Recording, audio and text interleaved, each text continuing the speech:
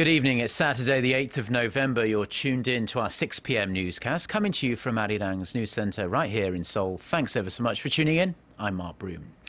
Our top story this evening, a South Korean activist group of mostly North Korean defectors has sent hundreds of thousands of anti-North Korea propaganda leaflets over the inter-Korean border under the cover of darkness. 4 activists from the group Fighters for Free North Korea say they launched 10 giant helium balloons filled with around 300,000 flyers from South Korea's northern city of Paju late Friday night. The leaflets contain information denouncing the North's third-generation political succession.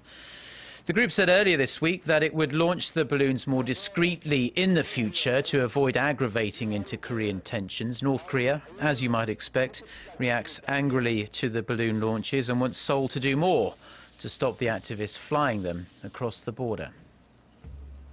North Korea's top military commanders have pledged allegiance to the country's young leader Kim Jong-un at a massive ceremony in Pyongyang.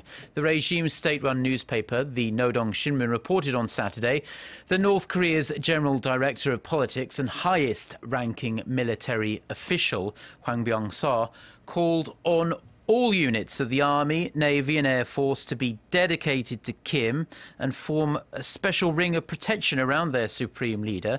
Kim Jong-un himself was not present at Friday's ceremony. The United States has welcomed the renewed relationship between China and Japan after Beijing and Tokyo reached a 4-point agreement on Friday to improve their normally really rather frosty ties. Our Connie Lee has this report. The U.S. government says China and Japan have taken a positive step by agreeing to improve their bilateral ties. We would welcome the statement between China and Japan that outlines agreed steps to improve relations. The State Department spokesperson was speaking a matter of hours after Beijing and Tokyo reached a 4-point agreement on Friday to improve their relations. Seiki said better relations between the world's second and third largest economies would not only affect Asia, but affect the peace and prosperity of the world. China and Japan sealed a deal to develop their relationship by resuming political, diplomatic, and security dialogue while acknowledging their different positions on the sovereignty of the Diaoyu or Senkaku Islands in the East China Sea. Their differing positions on these issues have chilled relations in recent years, affecting bilateral trade. But it remains up in the air whether the two leaders will finally meet one-on-one. The U.S. cannot confirm whether Chinese President Xi Jinping will hold talks with Japanese Prime Minister Shinzo Abe next week in Beijing on the sidelines of the APEC forum. And despite the deal, it's unclear if Japanese officials will stop visiting the controversial Yasukuni Shrine, which honors a handful of Class A war criminals. China has blasted Japanese officials for doing so in the past, and the U.S. says their stance remains the same, that they too discourage the visits. Connie Lee, Arirang News. Now, Korean cosmetics giant Amore Pacific has decided to withdraw from the Japanese market due to the weakening yen. The firm says it closed down operations at 3 of its 4 locations in Japan as of last month and plans to shut the final one at a Tokyo department store by the end of the year. A spokesperson for Amore Pacific says the weak yen has been eating away at its bottom line in Japan, adding that Japanese consumers are increasingly turning their backs away from premium makeup brands like Amore Pacific, instead looking at rather lower-end products. In international news, US President Barack Obama has approved sending up to 1,500 more American troops to Iraq, a move that roughly doubles the number of US forces on the ground there. The White House also plans to ask Congress for more than $1.5 billion to train Iraqi soldiers and billions more for operations to battle the extremist group that calls itself Islamic State. A spokesman for the Pentagon says congressional approval is required before the first additional forces head to Iraq, which could happen within the next few weeks. He stressed, however, that no American troops would take on combat roles. They'll be used instead to improve the capability and competence of Iraqi soldiers on the battlefield. Some 1,400 US troops are currently in Iraq, but the new authorization allows the US military to deploy slightly over 3,000. The death toll from the Ebola epidemic is edging towards 5,000 out of over 13,000 cases in the three worst-hit countries of West Africa. Announcing updated figures, the World Health Organization said widespread, rigorous control measures are needed to halt the spread of this deadly virus. The agency says that while the number of cases is declining in parts of Guinea, Liberia and Sierra Leone, steep rises persist in other parts.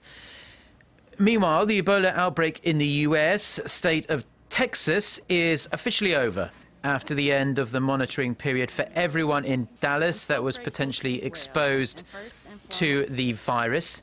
Former President George W. Bush visited the Texas Health Presbyterian Hospital, where he warmly greeted Amber Vinson, one of the 2 American nurses who contracted but fully recovered from Ebola. President Bush thanked the staff for their handling of the crisis. Now, researchers here in Korea have developed a simple blood test to diagnose dementia. They say the new technique detects changes in the density of a specific type of protein which causes Alzheimer's disease. Our Song Ji-son reports. Dementia is not only painful for patients, but also their loved ones, as the illness leads to memory loss and other brain functions as it progresses. Its symptoms are common among older people, as age is a major factor in its development.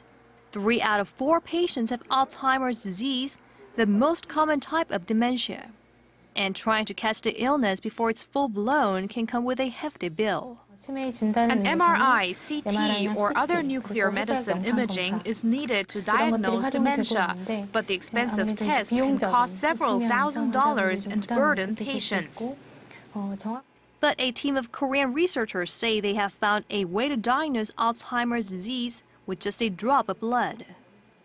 They injected a dementia-causing protein into a mouse's brain, then took a blood sample and found that levels of the protein were also present in the blood, meaning a simple blood test could provide a diagnosis.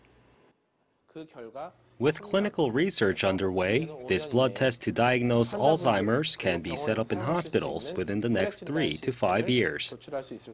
When commercialized, this new way of testing patients could significantly help treat and slow the effects of dementia at early stages. Over 400,000 patients were suffering from dementia in Korea as of last year, double the figure from 4 years ago. Song Ji-son, Arirang News. Now, in more health news, and robots are often called upon to help surgeons undertake very delicate surgical procedures, but when it comes to operations on the brain or the spinal cord, it's considered too dangerous to use them. That is, until now, because Korean researchers say they have developed robotic technology that can handle these extremely difficult procedures. Our Son Jung-in has more. A doctor uses the knob of a control device to move a thin robotic hand at his command. The microsurgical device goes through the nostrils to excise a tumor found beneath the brain and finishes up with stitches. In this demonstration of brain tumor removal surgery, the robot developed by local researchers penetrates into areas where existing surgical instruments cannot. Existing microscopes and endoscopes allow us to see inside the body, but it is hard to perform a surgery. This miniature robotic arm can flex its joints in curved areas to cauterize or remove a tumor. This delicate robot is only 4 millimeters in diameter, but strong enough to hold surgical equipment weighing up to 500 grams. The research team plans to take the next step and make it more precise by applying light sensors so the robot can calculate angles in the 1 millimeter range.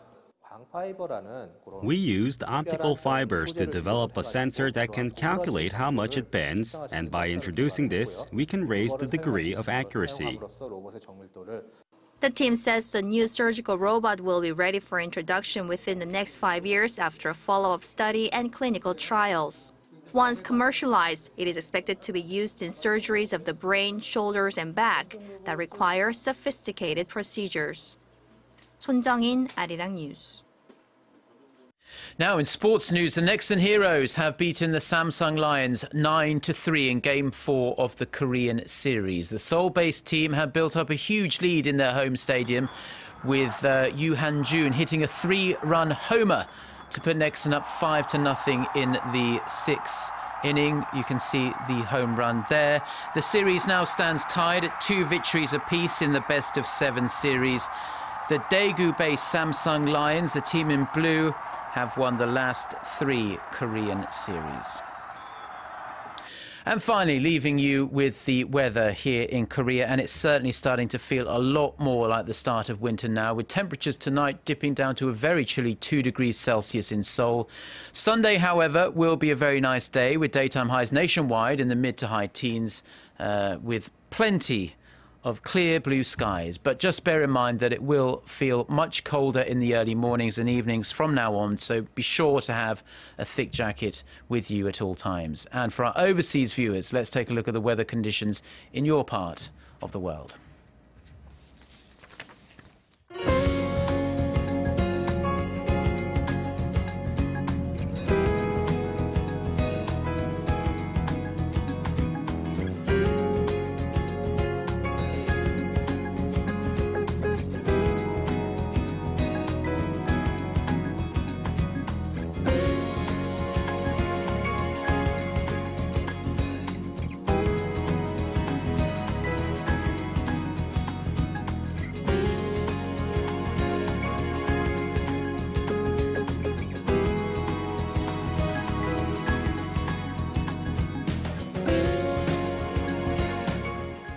Well, that's all we have for now. Do enjoy the rest of your Saturday and weekend wherever you're watching us, and do stay tuned to Arirang TV. We'll be back again with our next newscast at 10 p.m. Korea time. Until then, goodbye.